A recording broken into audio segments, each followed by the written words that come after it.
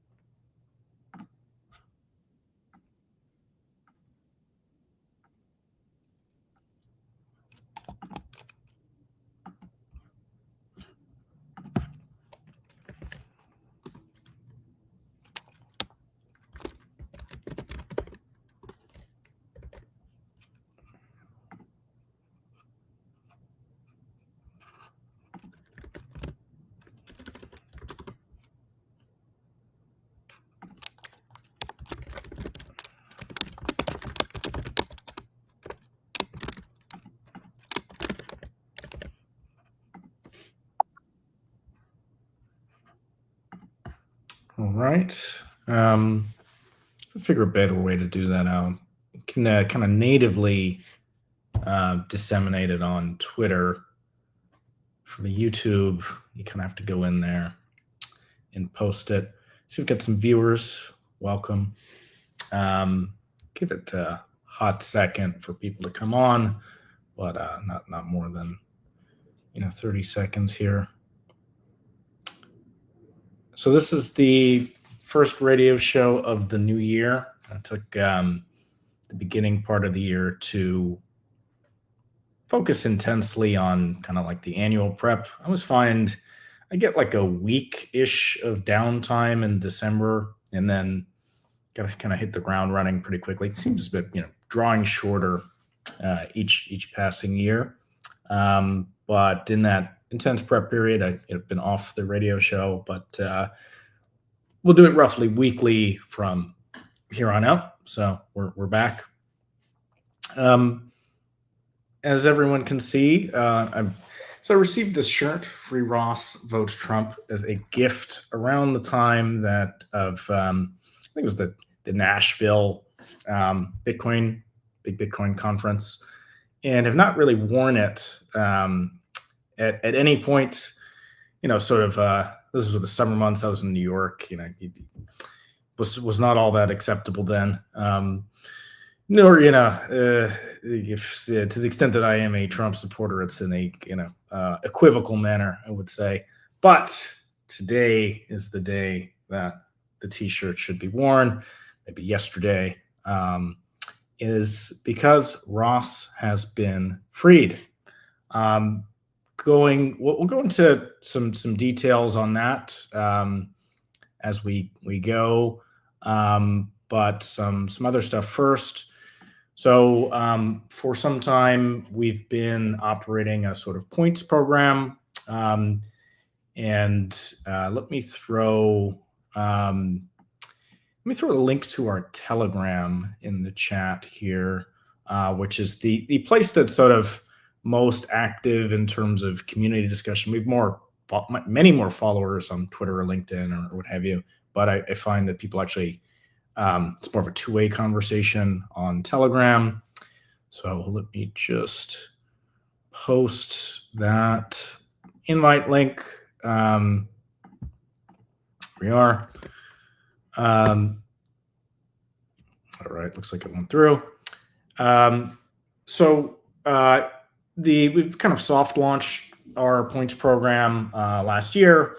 The way it works is you stake, in effect, or lock up high quality collateral. Right now, gold, silver, and ether are supported. Lots more to come. And again, you start to earn in a future governance token called Kata. And it's been, as we've been rolling it out, it's been pretty successful so far. I want to kind of pre-announce a referral program. So join the Telegram and you'll see details of the referral program coming very soon. And those will also be reposted on our other channels, but Telegram is the best place. Okay. So with that housekeeping item out of the way, we can ask ourselves, I continue to be sort of astonished by the goings on in the last few weeks. It feels like more history has been made in I don't know, like a 5-6 month period than has been made in some much longer period. You know, uh, with the assassination attempts, the whole thing, totally crazy. Trump, and I guess we saw some indication that this might happen. The man dropped a meme coin. It is really his meme coin. I think the peak market cap was something like $60 billion. This all occurred before he was sworn into office, so this was over the weekend. And I'm just the swing from the attitude of the executive on the one hand to the other is so extreme that I couldn't really have. I thought he was going to leave it at World Liberty Financial, whatever that is. Trump has also done some NFT launches, I believe, sort of like Trump figurines and so on. And all of these things have a sort of flavor of a very high margin cash grab. It's not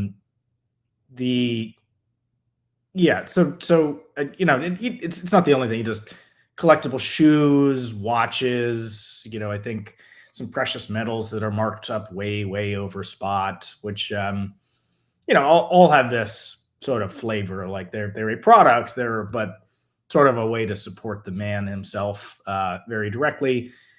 And so, on the one hand, it's like, yes, clearly a cynical cash grab, but I remain flabbergasted. Like, excuse me, had a little cough of late.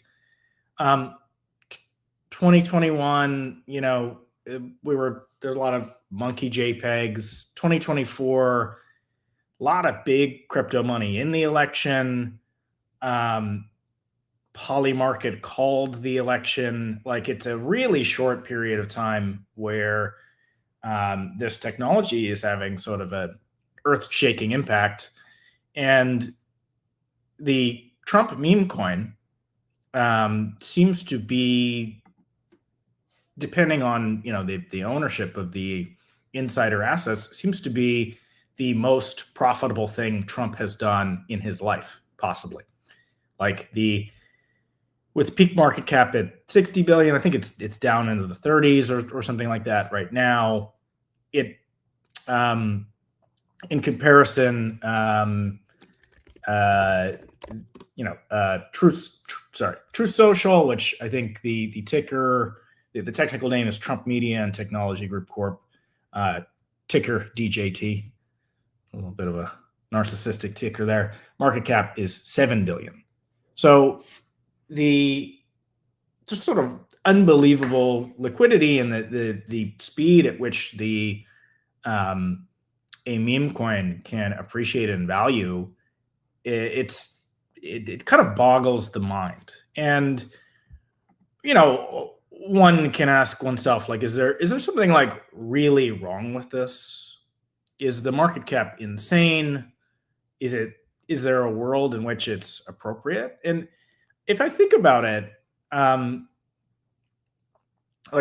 perhaps if you looked at the totality of the things that he does, like, you'd think the commander, if you were to memeify or create a ticker for the president of the United States, it probably should have a market cap at least in the billions. Like, if you think of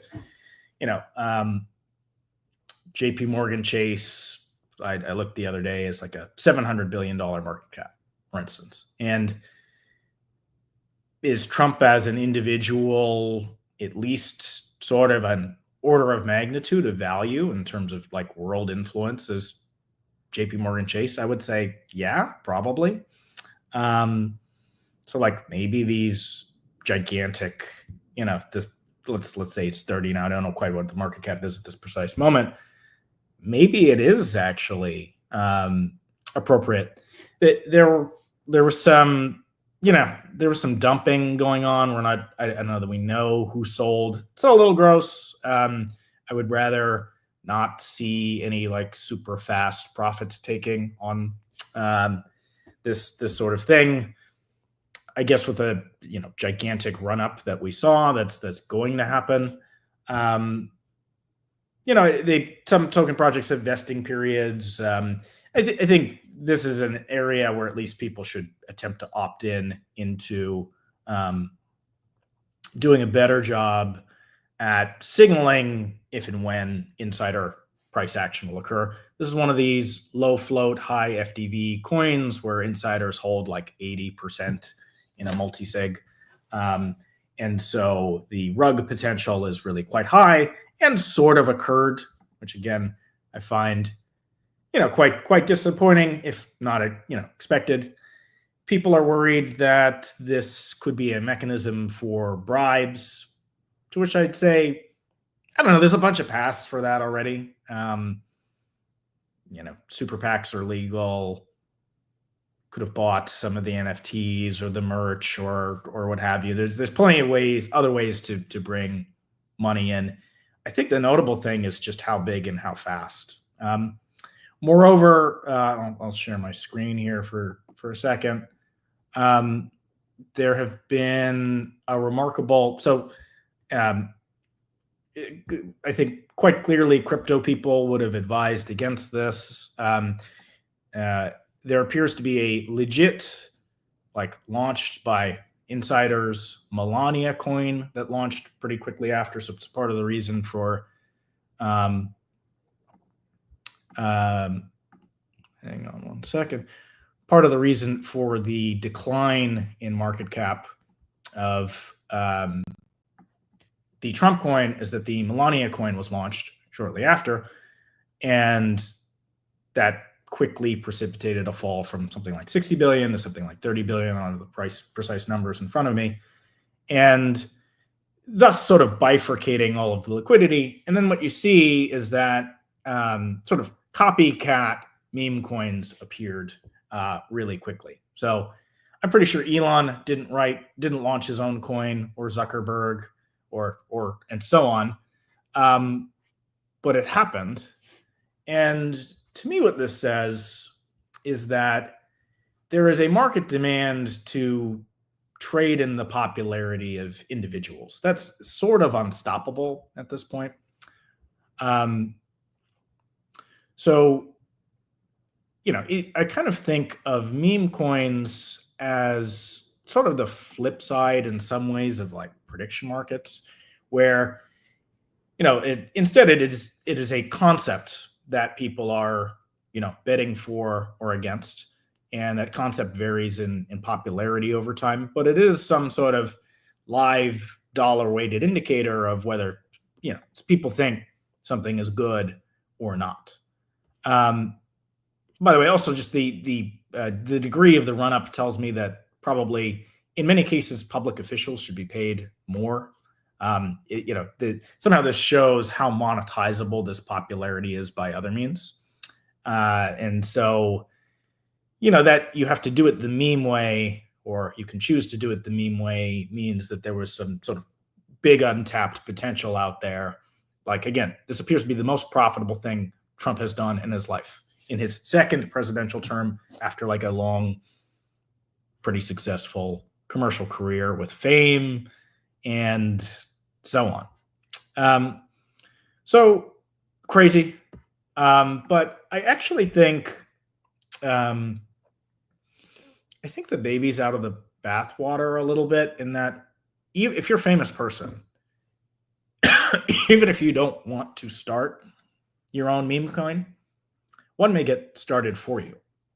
So as an example, there's a guy called Zach XBT who does a fair amount of pro bono And I had the tweet up and I seem to have lost it. Let me see if I can find it again. Excuse me. Pro bono technical work for the blockchain industry, trying to chase down bad actors, working with law enforcement, and so on. I don't know anything really about Zach XBT. I've seen him tweet sometimes. And okay, I found a representative tweet. So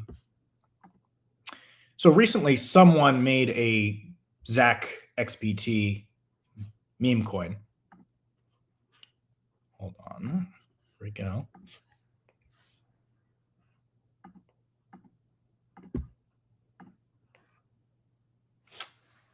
Excuse me, here we are. So Kish writes, did Zach XBT really rug 4 million or did he actually deserve it? The crypto Twitter legend, known for his investigations, suddenly finds himself at the center of drama. Here's a short version. Fans created a Zach XBT token in his honor, sent him 50% of the supply, and things didn't go as expected. Let's break down what happens. So he sent him the supply, treating it as lighthearted. He added it to the liquidity pool. He's complained that he's recovered a lot of stolen funds and not received any compensation. People aped into the Zach XBT token, following him putting it in. And then he sold. Let's see. He withdrew quite a bit of liquidity from the pool. In effect, doing the same thing, monetizing the meme coins that he was gifted. So, by the way, in a different post, someone described the person who made the Zach XBT meme coin as a scammer, and this person described him as a fan. And I think it is, a little bit hard to distinguish between the two in the sense that there's sort of a first to file problem. So for anything popular, the first person to get that meme ticker might, enjoy sort of control over it. This has also happened with Ross Ulbricht, which again, we'll get into in more detail shortly.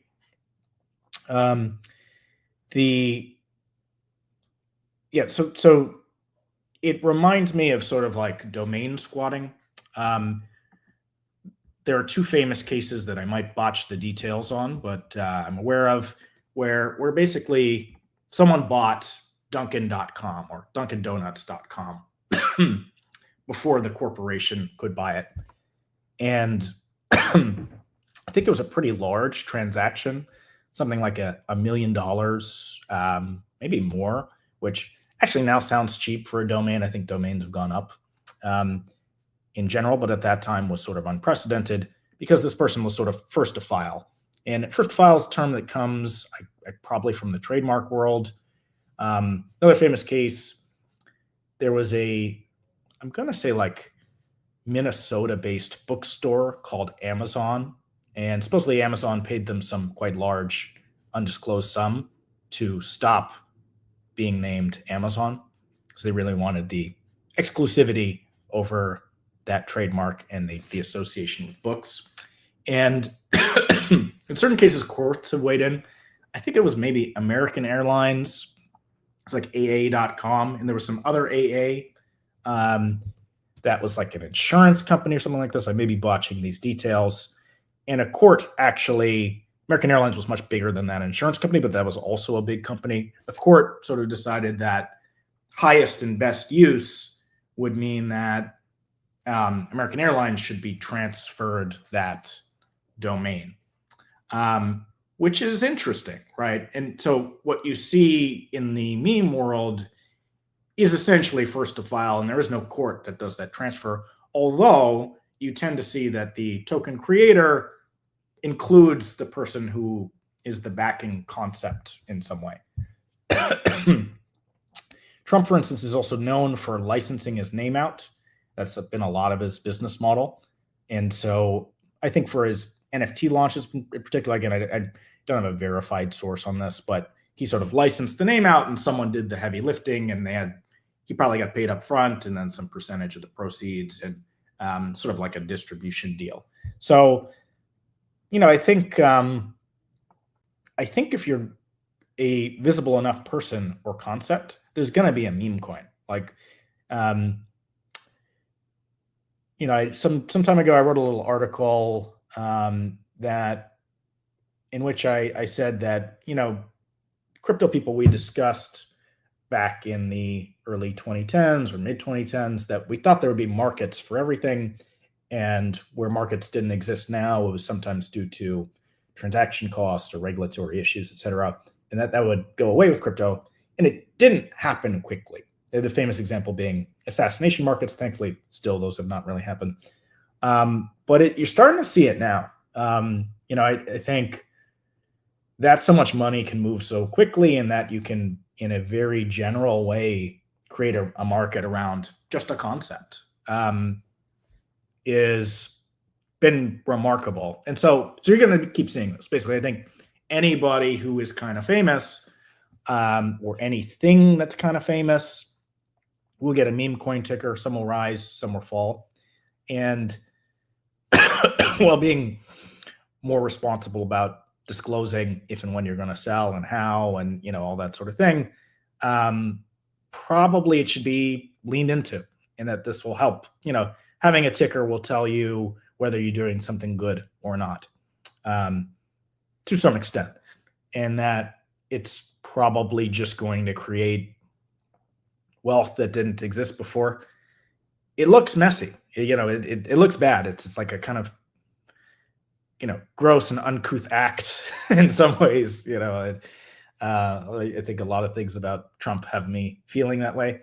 At the same time, he moves with a boldness that I can't help but salute in some way. And it's possible that's just right. I think I'm generally a proponent of free markets, and sometimes free markets are crass, but they work way better than anything else. And this is what you get, So anyway, I'm coming, down slightly on the side, or maybe let's say strongly on the side of what I'm calling dollar democracy with meme coins. It's just let the people vote with their dollars on Fartcoin, and it's crass, it's kind of funny, but we learned something from it.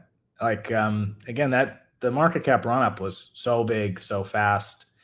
It tells us, it sort of gives you a dollar weight of how important the president is, which we kind of didn't exactly know before. It's remarkable. Alrighty. Maybe my third topic, dealing with the crap in Web3. So probably 1 in 1,000 Web3 projects isn't any good. If you extend that to meme coins, it's probably 1 in a million. These are odds that you sort of, so getting a good meme coin together probably is now becoming a rock star. There's just so many, no barrier to entry. Probably bigger barrier to entry to trying to be a rock star. You have to get a guitar or something. Meme coins, it's I haven't checked the numbers today, but I think it peaked at 100,000 a day, new meme coins on Pump.fun. Maybe they're more now. And so the probability of any individual one taking off is just going to be really low, because you're working sort of with the same pool of liquidity out there. So does that mean we should do something about it?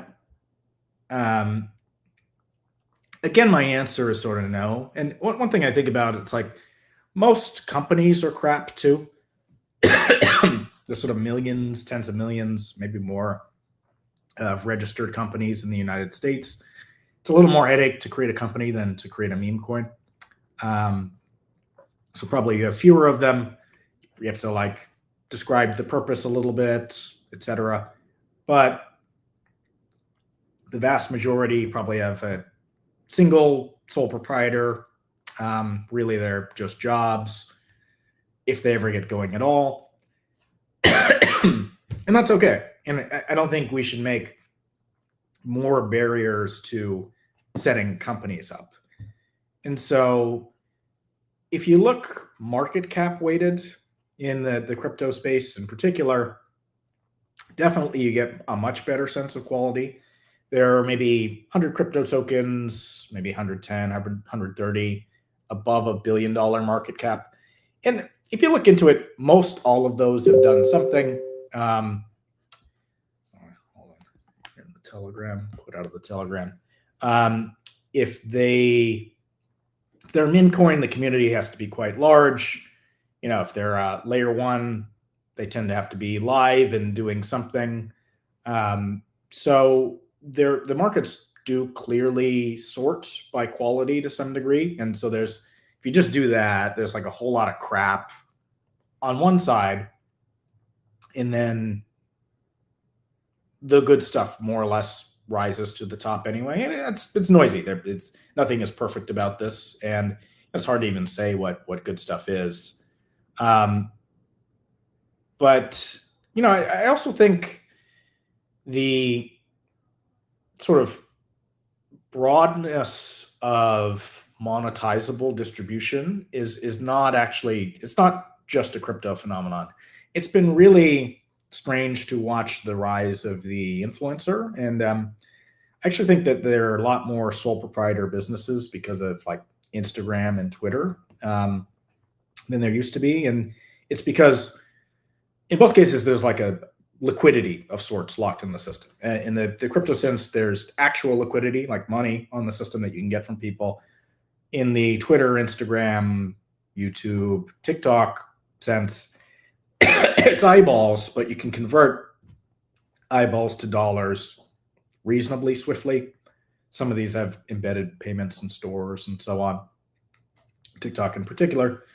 And excuse me.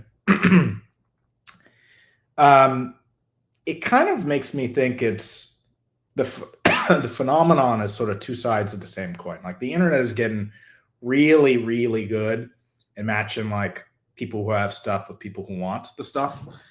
And it's ever more abstract. And, you know, I think we should probably just lean into it. Psychologically also, like when I use Twitter these days, it kind of feels like the feeling of being in the crypto world. It's like stuff is happening super fast. Market events are occurring, you know, they're described in text on Twitter and you see prices and listings in the crypto world, but it's starting to feel similar. Like the world is coordinating in this funny, big aggregated way. And it's super efficient at matching people's preferences. So, you know, I think there's going to be a lot of crap in that process, but like you just have to sort of sift through the crap. There's lots of crap on Twitter too. And let the good stuff rise. You know, I think I hear a lot of meme coin hate out there. Like meme coins don't have fundamentals. And like, I agree, they don't have fundamentals, but to markets, yeah, like you can get a revenue or a P multiple or something like that. But there's a pretty wide variation of how stocks react to those multiples. And in the end, there's a bunch of people who want to buy it. There's a bunch of people who want to sell it. And you take the weighted average of all of that, and that's what the thing is worth. So in my mind, these things are kind of converging and abstracted. And it's really interesting to watch. And I still just cannot believe the president launched Memecoin, and it was maybe the most financially impactful thing that he has done in his life, which is crazy. So crazy. Going into Ross for a second. So, again, credit to Trump. He came, he pandered, he delivered. You got the libertarian vote, a deal was cut, and Ross is free. Lots of people who care about this in the crypto space are happy about it. Interestingly, Ross, also a meme coin. I'm sure there are more now. Hold on, I'm going to share my screen quickly again. So more on the kind of poly market meme coin correlation or not. So there hasn't been that great a way to see. So I think the most popular Ross coin is this one. I keep trying to get a coin market cap on it. And this is read from the Radium DEX. And they don't have like an official one per se, or the official one says 0 market cap. I can go check that out. So like here you see a market cap flat line, even though it says a market cap of 3.6 million, which does match here. Strangely, and again, this is a hard graph to look at. So let me see if I can smooth this out a little bit. So there was no Ross meme coin until about November. The starting market cap looked kind of low relative to the peak here. I think it peaks at like 30. And interestingly, it seems like it runs up until he's freed, and then it crashes.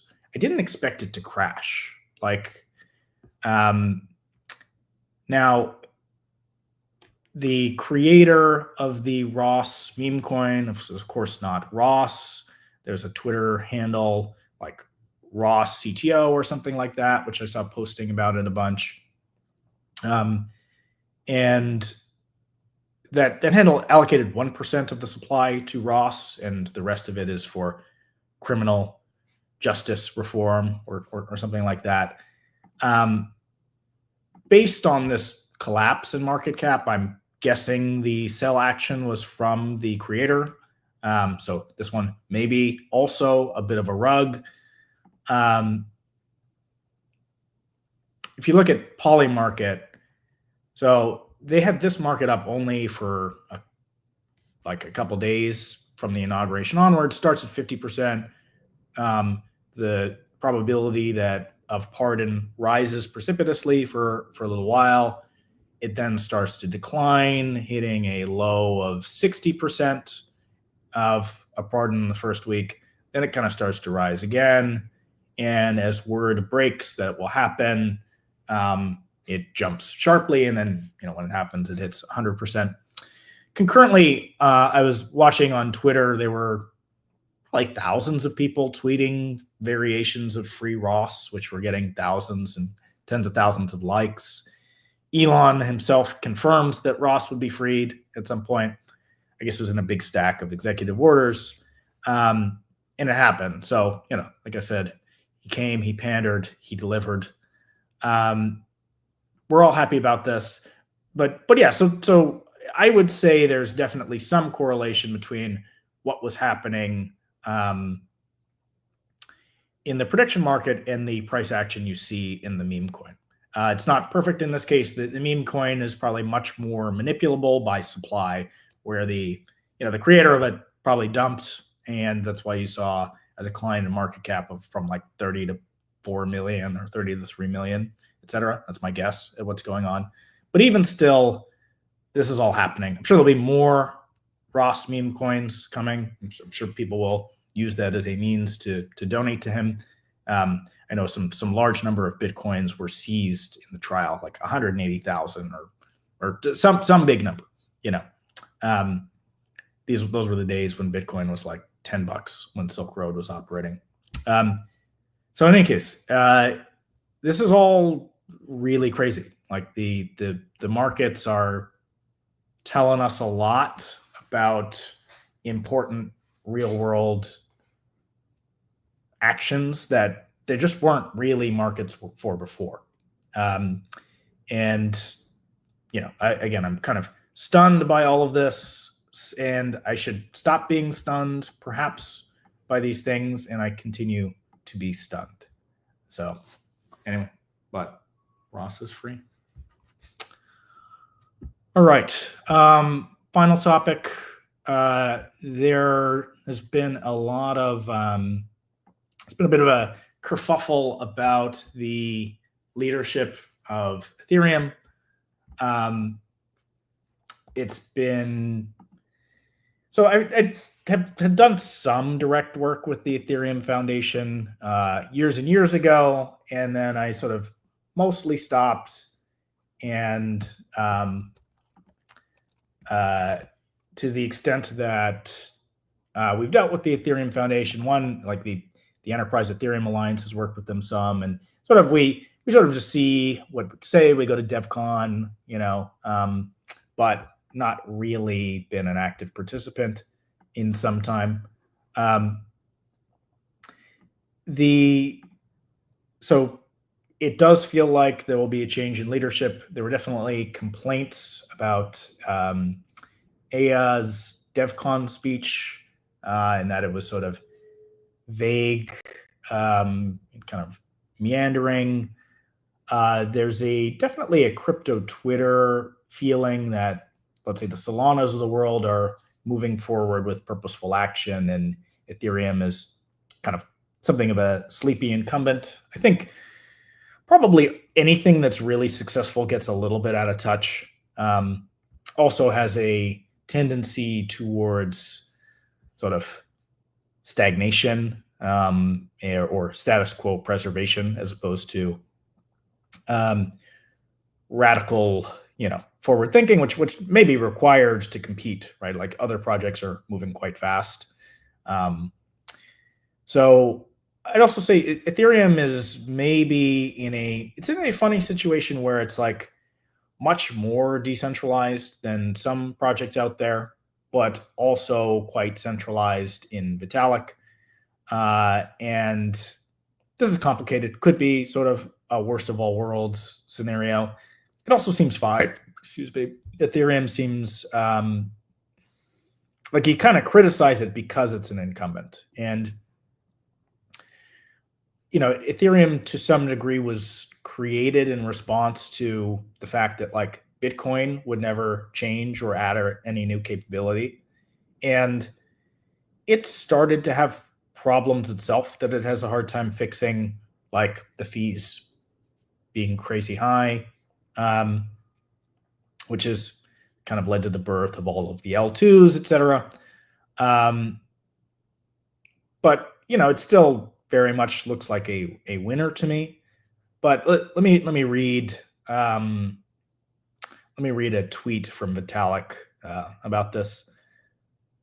He says, "No, this is not how this game works. The person deciding the new Ethereum Foundation leadership team is me. One of the goals of the ongoing reform is to give the EF a proper board, but until that happens, it's me. If you keep the pressure on, then you're creating an environment that is actively toxic to top talent. Some of Ethereum's best devs have been messaging me recently, expressing their disgust with the social media environment that people like you are creating. You're making my job harder. You're decreasing the chance that I've had any interest whatsoever in doing what you want, milady." So I hear that. I think there are cases where like a oligarchic system really works. Bitcoin is very much like that with the 5 or 6 core devs for a time. I think most of the core devs in the period that I knew them a little bit, like the 2015, 2014, 2016 era, are no longer core devs. It's an intense job also. Like it's got to be kind of scary for a whole host of reasons. One, maybe that you have a lot of Bitcoin. You're securing this system that has a lot of money on it, and you're the face for lots of criticism. But also, I mean, you would never quite see like a public company communicate in this way. Like this is why people have like PR and comms departments. And I think they become perhaps overly legalistic, in which people optimize to not be sued, as opposed to optimize for like keeping the customers and the shareholders happy. You've seen kind of lots of calls for, or at least a fair number of calls on crypto Twitter for like direct staker votes on who the next foundation director could be. I actually think that's not a horrible idea. I think people need an outlet, so it could be like Vitalik or some small number of people propose who the set of options, and there's then a staker ratification or something like that. I think there is a frustration from some huge number of people of both money and, sort of like a religious fervor tied up in this thing that is Ethereum. And it sort of shouldn't be discounted in a super direct manner. Also, like, Vitalik is smarter than all of us. Like, we should definitely overweight what he says. But at the same time, like, there's just a reality when you have this many people involved with something and this much money that, like, he should also be better at this sort of comms and maybe design somewhat more transparent procedures around how the EF operates, both in terms of how it picks its leader and other things. There's they've also faced criticism for not having like a list of who the employees or directors actually are,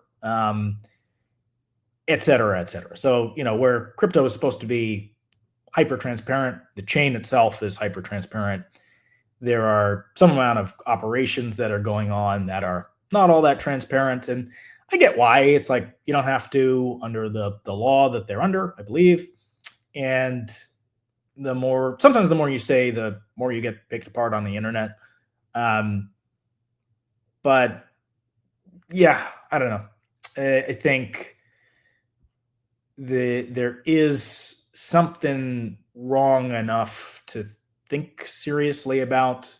I don't think the project is at any real risk of serious decline, but it's sort of moments like these where you could get faith from a lot of people or lose faith from a lot of people. And I kind of hope they figure it out. And again, I think there's something of an echo chamber going on there between, let's say, Vitalik and then like the, high priest researchers who work on the next phase of the protocol and so on. It doesn't feel like they are listening to the people who use the platform and or hold Ether, et cetera. Although I'm not really sure about that. Like, maybe they do. And part of that is just that, like, it's a success and it's hard to change. But yeah, I would invite them to listen a little harder. All right. Thanks, everybody. Up to 48 viewers, not bad. So I'm going to run out. First one of the new year. Probably this shirt is too small anyway, but probably the only time I actually wear it, but I'm going to wear it out to my next destination. Happy Ross is free. Still astonished at the Trump market cap. For those late arrivers, I think it auto saves and shares the rest of the show. So hopefully my comments at the beginning were interesting. But 2025, interesting times. Feel like it's the year to just kind of be aggressive, So here we are. Join the Telegram. I threw it in the chat. Stake. Say what's up. Thank you.